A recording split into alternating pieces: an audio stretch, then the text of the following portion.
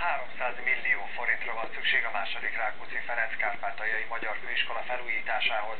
Beregszászon jótékonysági gólyabát tartottak, hogy ezzel is felhívja a figyelmet az intézmény a Hallgatói Önkormányzata.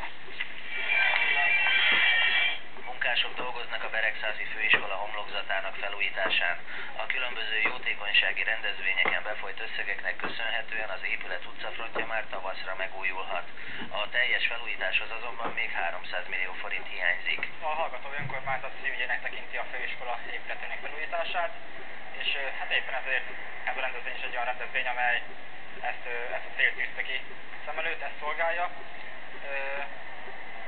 Ez az egyik legnagyobb olyan rendezvény, amellyel ezt véghez tudjuk vinni. A már hagyományosan bécsi keringővel kezdődő jótékonysági gólyabál szervezői a rendezvényen felhívták az adakozók figyelmét a felújítás ügyére, és a belépődíjakból befolyt összeget is arra fordítják. Örülök neki, hogy ők is a főiskola felújítására gyűjtenek, és amit eddig befektettünk, az mintegy 20 millió forint, 20-25 millió körül, még nem zártuk le az ügyeket, és ehhez még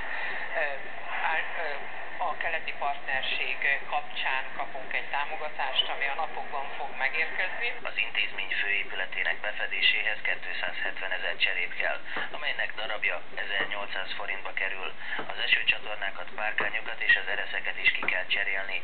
A Beregszászi Főiskola 2002-ben kapta meg az épületet a helyi önkormányzattól. Betört ablakokat, vakolatlan falakat, beázott plafont és szeméttel teli termeket kellett rendbehozni az új tulajdonosnak.